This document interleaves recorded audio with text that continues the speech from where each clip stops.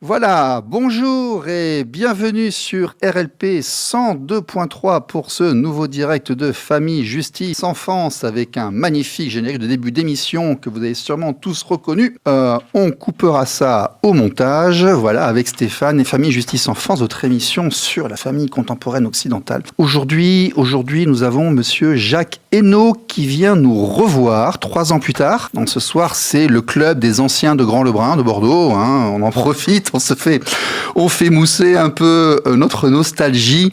Jacques Hainaut, plusieurs ouvrages. Pourquoi vos enfants, Facebook et vos enfants guide pratique. Pourquoi vos enfants devraient quitter les réseaux sociaux. Le dernier en route, là, oui, pourquoi vos enfants devraient quitter les réseaux sociaux. Pornographie, la vraie violence, les enfants face aux écrans. Jacques qui va nous expliquer un petit peu son parcours, mais Jacques est très très impliqué dans la protection de l'enfance face à la technologie, d'où le titre de l'émission de ce soir, Enfance et technologie. Jacques, bonjour. Bonjour. C'est pas trop chaud là où vous êtes, c'est bon, tout va bien? Ça va, je suis bien équipé. Bon, très bien. Jacques, oui, une dizaine d'ouvrages. Qu'est-ce qui a fait que dans votre carrière de journaliste indépendant comme ça, vous soyez vraiment intéressé à la situation de l'enfant face à la technologie, face aux écrans? Qu'est-ce qui vous a amené sur ce terrain en fait? Alors donc, effectivement, comme vous l'avez dit, je suis journaliste. Ça fait une quarantaine d'années que je suis maintenant les nouvelles technologies. Et puis, il y a 25 ans, lorsque j'allais devenir jeune papa, j'ai commencé à m'intéresser à l'impact des écrans, des images sur les enfants. Mmh. Et il y a eu plusieurs rapports qui étaient sortis, 3 rapports qui étaient sortis sur ce thème-là, 3 rapports officiels qui étaient sortis sur ce thème-là cette année-là. Il y en a un qui était bon, l'autre qui était moyen et l'autre qui était nul. Ah. Et donc, j'ai décidé de faire ma propre enquête. Et de cette enquête, effectivement, est sorti ce premier livre, en tout cas premier livre consacré aux enfants et aux écrans, donc qui s'appelle Pornographie, la vraie violence, les enfants face aux écrans, et qui est sorti donc en 2003. Voilà. D'accord. Et puis après, on m'a demandé de participer à des conférences sur ce thème des enfants et des écrans. Et donc, les parents m'ont posé d'autres questions, les enfants m'ont posé d'autres questions, parce que j'interviens aussi bien devant un public d'enfants, à partir du CP, très grossièrement. Vous faites des conférences de manière régulière. Des conférences, ouais. Et des conférences, des interventions dans des adultes, des éducateurs, des parents. Et donc voilà, tout ça donne matière à questions, une riche matière pour mes ouvrages. Et donc j'ai continué à suivre l'actualité des écrans et des enfants, donc avec l'arrivée des réseaux sociaux, des smartphones, etc. Et donc ce dernier ouvrage que vous avez eu l'amabilité de citer, pourquoi vos enfants devraient vite quitter les réseaux sociaux. Alors nous ici, on avait déjà fait des émissions, on avait évoqué ces sujets-là à l'époque, mais surtout au niveau cognitif, les conséquences par rapport au développement cérébral des enfants. Et nous ici à RLP, dans Famille Justice Enfance, on a fait aussi plusieurs émissions pour expliquer qu'un enfant qui est seul sur Internet, c'est un enfant qui est en grave danger. Il suffit de voir les prédateurs, tous les tarés, les débiles qu'il y a sur les réseaux et qui vont s'adresser aux enfants de manière inappropriée, que ce soit la Team Argus ou d'autres. On a fait des enquêtes, on crée des comptes Facebook ou YouTube d'enfants, même pas provocateurs, rien du tout, juste d'enfants. Les premiers messages inappropriés, c'est moins de 30 minutes. Donc il faut faire attention, on laisse pas ses enfants comme ça. Il faut pas laisser un enfant seul devant les écrans. Voilà. Pour la raison déjà que vous avez formulée. Et puis il y a une autre raison, c'est qu'on ne sait pas lorsqu'ils sont petits, qu'est-ce qui leur fait peur. Des choses qui peuvent nous paraître totalement anodines à nous adultes peuvent leur faire peur. Je vais vous citer un exemple sorti de notre contexte familial. Notre aîné a un camarade qui s'appelle Alexis. Alexis, lorsqu'il avait 5 ans, il avait peur devant un dessin animé qui se déroule dans la forêt avec des petits personnages et disputes entre animaux dans la forêt. Donc ça a l'air très mignon, mais en fait ça lui faisait peur. On peut faire de la psychanalyse de bac à sable. Peut-être que ce dessin animé qui se passe dans la forêt, ça lui a rappelé la forêt. Dans la forêt, il s'était promené quelques jours auparavant avec ses parents qui avaient perdu de vue quelques instants ses parents dans la forêt. Ça lui a fait très très peur. Alors, peu importe, il a eu peur de voir ce dessin animé. Donc on ne sait pas ce qui leur fait peur quand ils sont tout petits, et donc on ne laisse pas un enfant seul devant un écran. Alors, on ne laisse pas un enfant seul devant un écran, certes, mais je me souviens que à notre époque, de mon temps, c'est mauvais signe quand je commence à dire ça, parce que ça m'a en train de pris un coup de vieux dernièrement, là voilà. De mon temps, les parents éduquaient leurs enfants et nous pouvions filtrer l'information qui arrivait à nos enfants, qui nous arrivait à nous, les gens, voilà, qu'on a été éduqués comme ça. C'est-à-dire qu'on avait des livres qui étaient par classe d'âge. On a eu l'introduction de la télévision, mais on avait des conseils par rapport à la télévision, pas avant tel âge, pas avant tel âge, pas avant tel âge. Il fallait les respecter parce que quand on voyait un enfant devant un écran recroquevillé sur lui-même en train de se ronger les dents, en train de se ronger les doigts, c'est que visiblement il avait des choses un petit peu trop en avance. Donc on avait la maîtrise en fait de l'information qui arrivait à l'enfant. On va dire c'est les années 70, 80, 90, où on pouvait encore maîtriser un peu ce flot d'informations et participer vraiment à l'éducation. Mais là, lorsqu'on le lâche sur un TikTok et autres, on maîtrise plus rien. Et donc en fait, on a perdu cette notion de contenu adapté à telle étape du développement de l'enfant. Si vous voulez, la grande révolution dans ce contexte-là que vous évoquez, c'est le smartphone, Oui. Fin des années 2000, puisque à partir du moment où le smartphone a été introduit et est arrivé dans les familles, c'est le concept de l'écran mobile, c'est-à-dire que vous l'emportez tout le temps avec vous. Mm-hmm. Et c'est aussi le concept de l'écran personnalisé, unique. Avant, la télévision que vous évoquez, ou même parfois l'ordinateur familial, c'était un écran dans la famille, oui, avec effectivement les parents qui pouvaient servir de filtre entre l'information qui était diffusée et puis les parents, et les enfants, pardon. Donc les parents disaient non, ça c'est pas pour toi, c'est pas de ton âge, je vais te coucher, etc. Voilà. Maintenant, à partir du moment où vous donnez un smartphone à un enfant, et les enfants, d'après mes sondages que je fais lorsque j'interviens encore une fois en classe, vous avez 10% en CE2, 10% des enfants en CE2 en France qui ont un smartphone. On passe à 20% en CM1, 30% en CM2, voire plus. Et en 6e, on est à largement plus de 90%. Donc à partir du moment où ils ont un smartphone, les parents peuvent plus filtrer. Non. Voilà. Alors, sauf s'ils installent un contrôle parental, mais il y a encore peu de parents qui le font. Vous avez plus d'ordinateurs protégés et dotés d'un antivirus et donc protégés contre les attaques, les cyberattaques, que de smartphones d'enfants équipés d'un contrôle parental en France. Donc peut-être que ça veut dire qu'on tient plus à son PC ou à son Mac qu'à son enfant, je ne sais pas, mais il y a quelque chose à creuser. Et donc voilà, l'enfant, il a un smartphone, pas de contrôle parental, et c'est open bar. Et il se retrouve effectivement potentiellement en communication avec le monde entier. Et le monde entier, il y a des choses très bien, puis il y a des choses nulles, des choses violentes, il y a des malades, des pervers. Voilà, il y a tout. Donc tout peut arriver. Alors je dis pas que ça va arriver à tous les enfants. Heureusement, la plupart des enfants vont passer à côté de tout ça. Mais ça peut arriver à chacun de nos enfants. Donc il faut que les parents soient au courant. Alors il y a aussi d'autres conséquences, parce que vous nous rappelez que 42% des 12-17 ans passent entre 2 et 5 heures par jour sur leur smartphone. 9% d'entre eux y consacrent plus de 5 heures par jour. Et on sait qu'un enfant, c'est un développement. Un enfant, ça n'existe pas quand on parle de psychologie. On a fait beaucoup de psycho ici. Il y a différents stages, il y a différents stades de développement par rapport à l'enfant.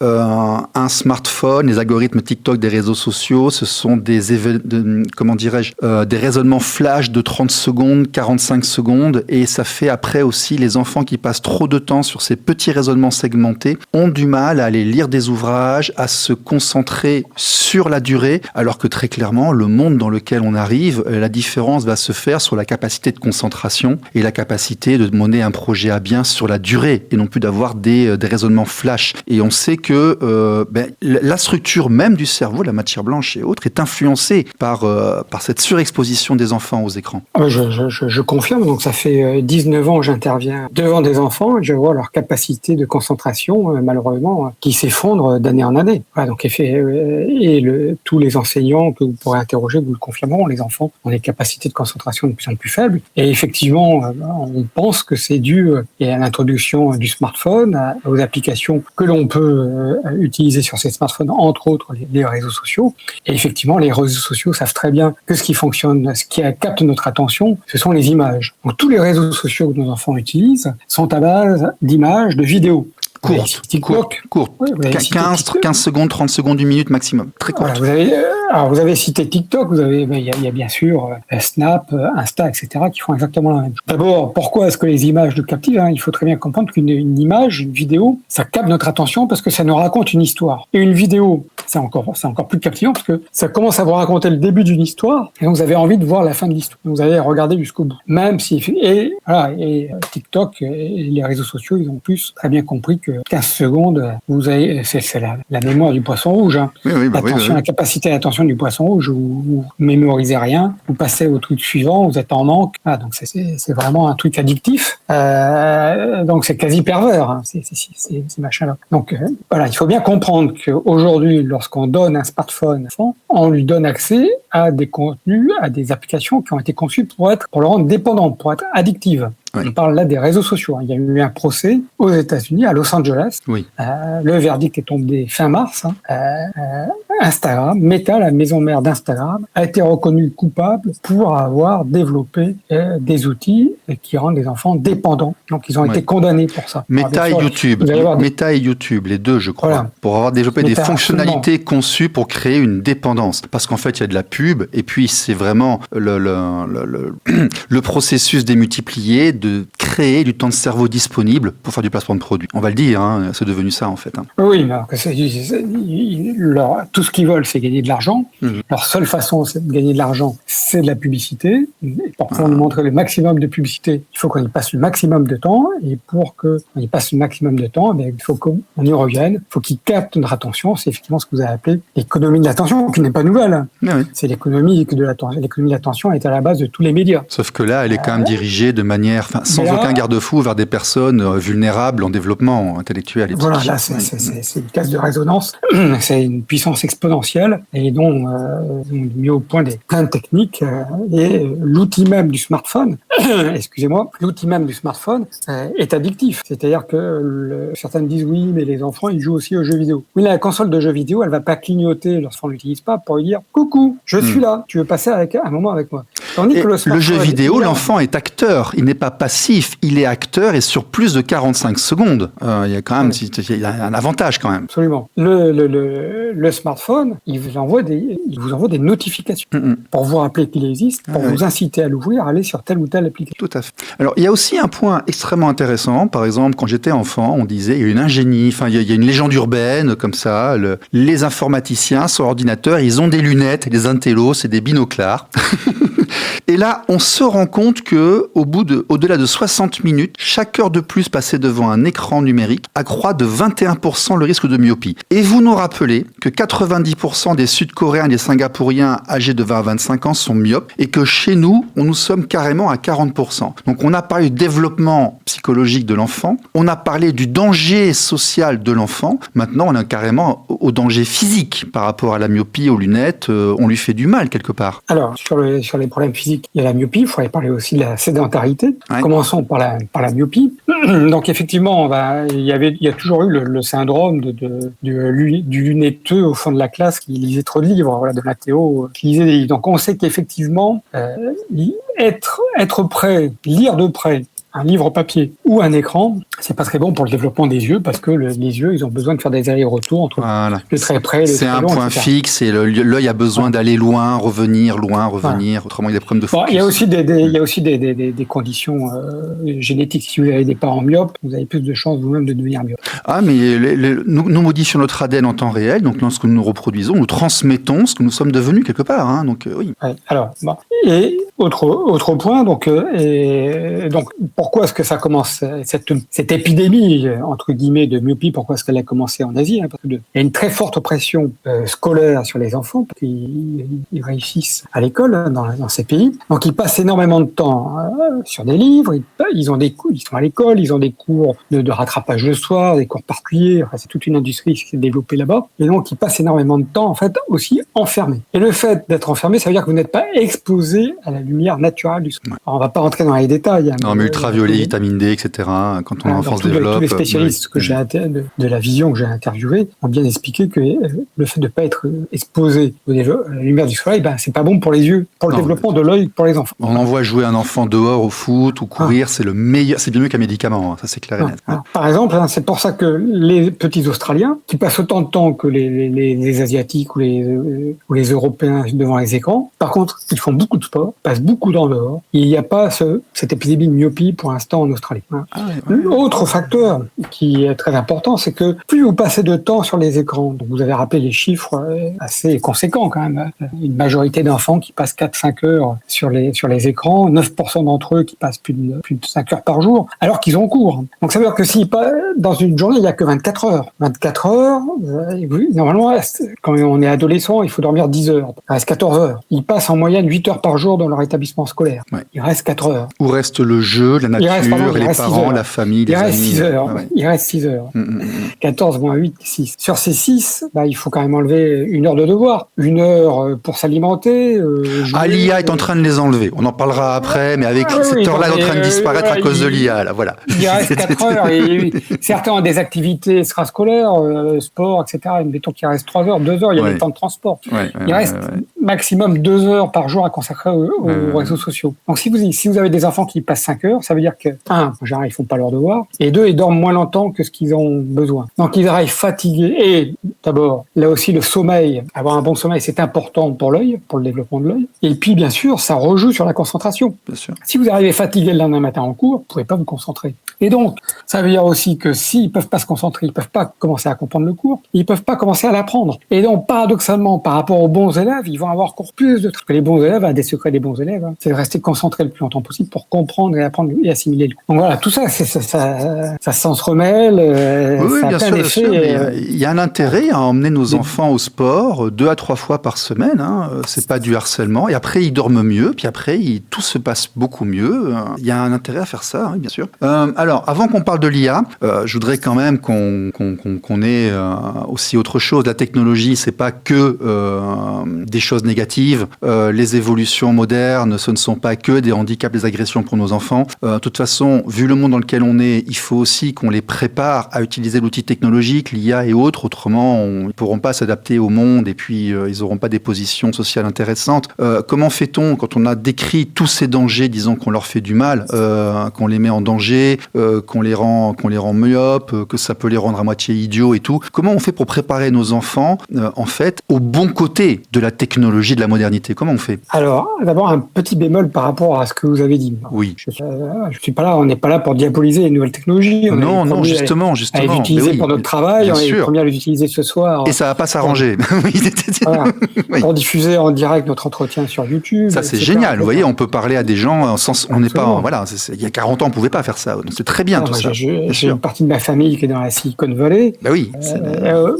Rappelez-vous, il y a 40 ans, il y a plus de 40 ans, que appeler les États-Unis, ça coûtait, on va rester poli, mais ça coûtait très très cher. Il fallait envoyer du papier sur lequel on écrivait au stylo avec un timbre dessus, ça mettait 3 semaines là. Donc oui, bien sûr. Oui, mais on pouvait appeler, mais ça coûtait très très très cher.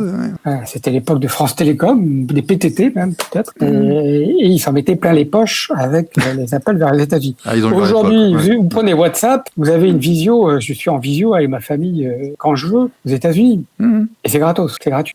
Donc c'est quand même génial. Alors je vais régulièrement dans la Silicon Valley, c'est là où j'en viens pour mon bémol, pour mon travail, pour voir ma famille, et je suis allé une fois visiter une école, elle s'appelle la Wharton School of Peninsula, qui est l'école fréquentée par les enfants de l'élite de la Silicon Valley.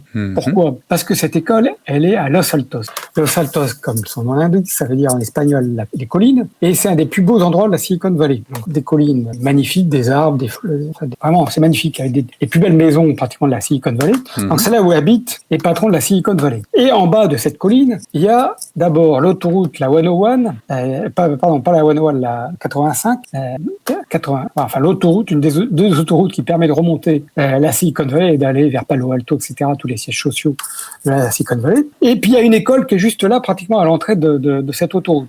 Et cette école, elle est un peu particulière, c'est pas Montessori, mais un peu le genre. Et non seulement il n'y a pas d'écran, mais il n'y a même pas de livre. Ce sont les enfants qui eux-mêmes font leur propre manuel, ils ont des magnifiques cahiers, etc. Donc les patrons de la Silicon Valley mettaient leurs enfants là, parce que c'était pratique, puis ils se retrouvaient entre eux, etc. Dans cette école un peu particulière. Puis il y a eu un article du New York Times disant les patrons de la Silicon Valley mettent leurs enfants dans une école où il n'y a pas d'écran. Alors c'était à la fois vrai. Oui, j'ai passé ça. Oui. Voilà, c'était à la fois vrai et pas vrai, parce qu'ils n'ont pas vu au départ. Attention, en Californie, ils sont très très progressistes. Ils ont beaucoup d'idées et on ne sait pas encore ce que ces enfants-là vont devenir. Mais bon, en tout cas, ils mettaient pas. Les patrons de la Silicon Valley mettaient pas au départ leurs enfants dans cette école parce qu'il n'y avait pas d'écran, mais parce qu'elle était là, c'était très pratique. Voilà. C'était une école un peu, en plus c'est assez cher, donc. C'est celle qui habitait à côté de chez eux, qu'en fait. Donc, voilà. Ils sont entre eux, voilà, ils habitaient, c'était à côté de chez eux. Et puis il y a eu cet article, et donc du coup, depuis. Tous les gens là, beaucoup pas seulement les patrons, mais beaucoup de parents de la Silicon Valley se disent, chouette, il faut que je mette mon enfant dans cette école. Il n'y a pas d'écran, puisque les patrons de la Silicon Valley font pareil. Donc, du coup, c'est devenu vrai. Aujourd'hui, on met ses enfants dans cette école pour qu'il n'y ait pas d'écran. Donc, aujourd'hui, vous avez quand même un retour en arrière dans la Silicon Valley.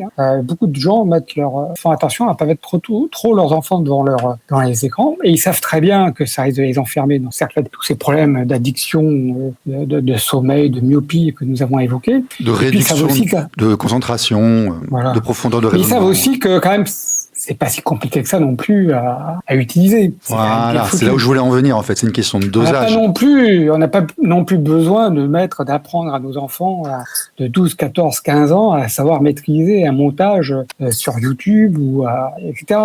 Ça s'apprend assez vite. Dans les pays nordiques, ils reviennent en arrière. Plus de tablettes, plus d'écran, plus de livres numériques. Ils reviennent au livre papier et au basique de l'enseignement. Savoir écrire, savoir calculer, savoir raisonner, avoir un esprit critique. L'esprit critique par rapport à l'IA, c'est quand même pas mal. Vous avez lâché le mot, l'IA va révolutionner la façon dont nous éduquons nos enfants, dont les enseignants transmettent leur savoir. Ça révolutionne complètement. Là, dans les 5 minutes qui nous restent, en fait, j'aimerais qu'on parle de parentalité. Parentalité, en fait, on n'est pas là pour enlever la technologie à nos enfants. Sujet de dissertation, là, on a 4 minutes et 3 feuilles.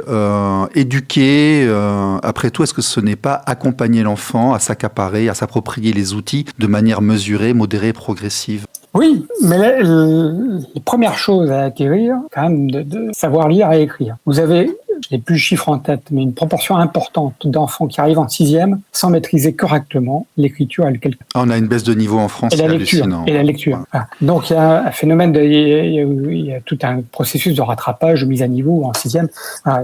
On ne parle pas du niveau en maths, arrivé même en classe préparatoire, même en grande école. Maintenant, il y a des cours de rattrapage, de mise à niveau, même en grande école. Donc, ça veut dire qu'à minima, il ne faut pas donner de tablette dans les établissements scolaires en 6e. Parce que s'ils ne savent pas lire et écrire, ils vont pas apprendre à lire et écrire sur une tablette. Il ne faut pas se leurrer. Donc, encore une fois, moi, j'interviens, je suis intervenu, je réinterviens dans un établissement qui revient en arrière. Voilà, j'ai toujours tenu le même discours. J'aurais toujours dit, tablette, donner des tablettes, c'est pas une bonne idée. Ils me regardaient, j'étais un peu leur bonne conscience, ils me faisaient venir pour leur bonne conscience. Non, il me faut en revenir en disant, oui, vous aviez raison. Voilà. Oui, puis vous me disiez juste avant que ce sont maintenant parfois les directeurs d'établissement qui demandent aux parents de modifier leurs pratiques par rapport à l'exposition de leurs enfants. Vous avez des établissements scolaires qui font signer à l'entrée en 6e une charte aux parents par laquelle les parents s'engagent à ne pas donner de smartphone à leurs enfants avant le lycée, avant la seconde. Bon, vous avez compris que idéalement, je pense qu'il ne faudrait pas donner de smartphone avant la majorité. Vous défendez la règle des 6-9-15, qui est devenue 6-9-18 quasiment. Hein. Oui, mais je pense que pour que les parents comprennent bien que plus tard on donne un smartphone à son enfant, mieux c'est pour lui, c'est quand même ce qui compte, son intérêt. Je pense que s'il faut faire passer le message, pas de smartphone avant 18 ans. Alors donc moi je vais nuancer. On va peut-être arriver à pas de réseaux sociaux avant 15 ans en France, comme ça a déjà été mis en application en Australie. On n'aura pas de recul, on n'a pas encore le recul, on ne sait pas ce que ça donne. Mais moi je dis, mettons la barre plus haut possible pour que les parents donnent le plus tard possible leurs enfants. On va nuancer parce que là c'est un peu brut. On ne met pas ses enfants seuls avec un smartphone avant un certain âge. Mais après, ce que moi j'ai fait avec mon enfant à une époque, par exemple, qui étaient des moments de parentalité, qui étaient des moments d'accompagnement, d'appropriation de la technologie. On était les deux, elle avait sa petite chaîne YouTube, elle avait fait des petites créations 3D, on les mettait ensemble, on passait 20 minutes tous les deux sur l'ordi. Ça, par contre, c'est pas nuisible. Oui, mais c'était un discours élitiste que vous tenez. Pardon, je m'excuse. Pardon. Non, mais je veux dire, c'est parfait élitiste. Bon. Il y a peu de parents qui, comme vous, peut-être comme moi ou d'autres personnes, sont capables d'accompagner comme ça leurs enfants dans l'utilisation des nouvelles technologies. Oui, mais peut-être qu'il faut rappeler aux parents que la parentalité, c'est passer du temps avec ses enfants. C'est l'accompagnement. Mais le premier accompagnement, c'est de lire des livres à ses enfants le soir avant qu'ils s'endorment. Oui, ça commence par ça. Et puis après, on leur donne des livres à eux pour qu'ils lisent. Voilà. Après, ils lisent. Les enfants lisent plus, c'est dramatique. Il va arriver un moment, ils vont vous dire « Mon papa, t'es gentil, mais maintenant, je peux lire tout seul. » Très bien. Voilà. Et là, s'ils vous disent ça, c'est vous avez gagné. Oui, je suis bien d'accord. Jacques Hainaut, son dernier ouvrage aux éditions Télémac, Facebook et vos enfants, guide pratique, les 45 questions à se poser. Alors, le dernier, c'est plutôt pourquoi vos enfants devraient vite quitter les réseaux sociaux. Merci à Amazon, effectivement, vous avez raison, c'est celui-là. Jacques, on vous trouve comment si on veut vous parler, vous interroger, avoir une liaison avec l'auteur ou vous entendre en conférence? Comment est-ce qu'on vous trouve? Je suis sur tous les réseaux sociaux pour voir comment ça marche. Très bien. Même si j'y passe pas trop de temps, mais je reçois des emails me disant que j'ai reçu des messages sur les réseaux sociaux. J'ai des sites internet, eno.h2ano.com, nosenfants.fr et j'ai une adresse email qui est publique. Celle-là est publique. L'initiale de mon prénom, J en minuscule, mon nom de famille, H2ano, J-H-E2ano, tout ça en minuscule, @yahoo.com. Le .com étant important. Si vous envoyez à .fr, ça n'arrivera pas. Très bien. Un ouvrage en préparation, des projets, rapidement? Oui, plein de projets. Bon. Jacques, merci beaucoup de votre disponibilité. On vous reparlera d'ici quelques temps, quand vous aurez une nouvelle actualité. Et à tous les auditeurs, à la semaine prochaine. Au revoir, la suite des programmes sur RLP. Merci à vous. RLP. Radio libre en Périgord.